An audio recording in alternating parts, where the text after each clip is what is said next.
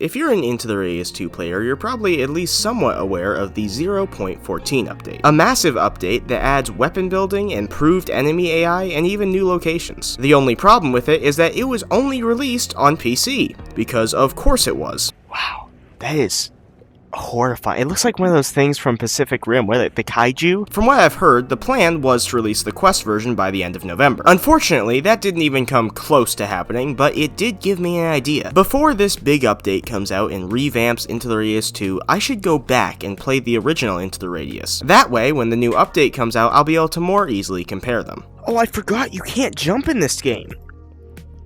Oh, that's so weird. I'm so used to being able to jump. Man, it's amazing how just beautifully gross they managed to make everything in the Radius look. Like that. I mean, that is just so awful. What do you think will happen if I bang these together as hard as I can? The last time I played Into the Radius, it was in what I would call a less than optimal state. There was dozens of small, extremely annoying bugs and glitches that made the game almost impossible to play. But when I made my new file, almost all of that was gone. Oh dear, why is my knife glowing? Of course there was still some problems, but it wasn't nearly as much of a nightmare as it was before. Well, I would say that the game isn't functioning perfectly by any means, but it is still playable. So that's still good. What? What's that? It's like a white thing over there. It kind of looks like a teddy bear. Why is it so what is it an anomaly? Is it supposed to be this way? He'll be right there.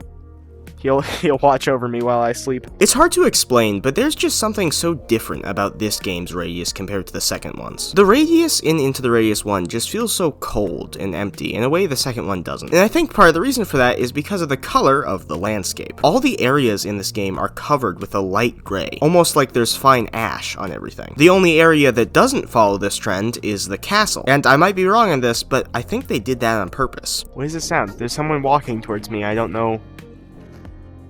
Oh, it's you. You know, sometimes you put a lot of effort into something, and then you find out that it's all pointless. Yeah, it's kind of messed up how they just make the music just die like that. Oh gosh.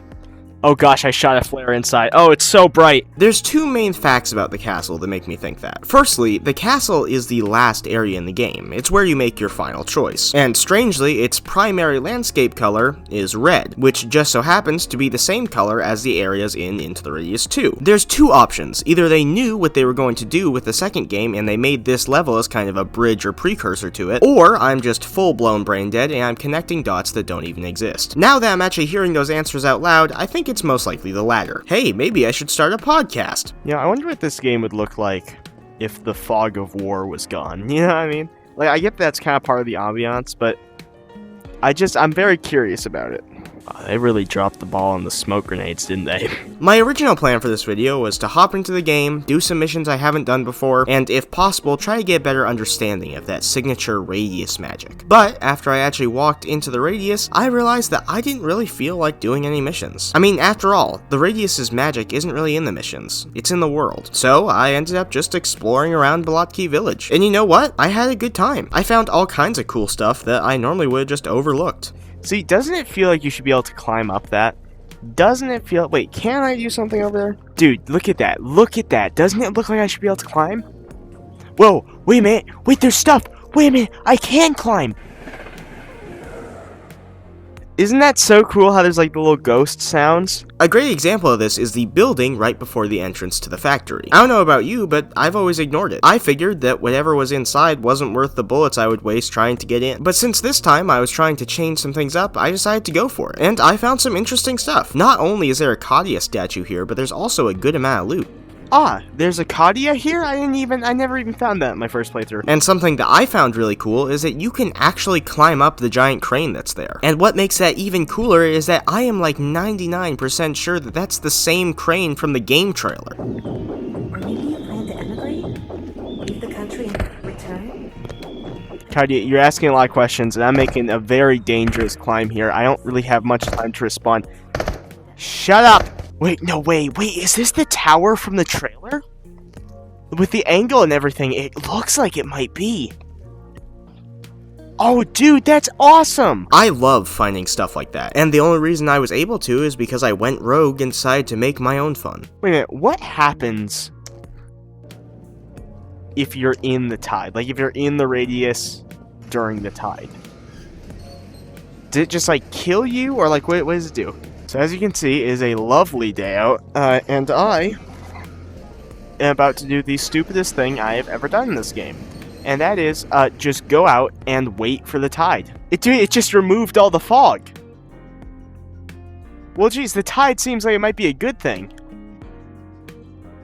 Wait, no, wait a minute! No, I don't want this. I didn't know what I was getting myself into, please. There's something funny I noticed while playing Into the Radius again. When I first started playing this game, I was scared of everything. I'd hear an ambient noise from a house and I would immediately get super on edge. But now, after I finished it and came back, it kind of has a whole different feel. Whereas before, it felt like the entire world was built to kill you, now it feels like the entire world is just there. It's not for you or against you. That Russian Shadow Demon guy, however, is against you, and he will try to give you face surgery with a 12 gauge.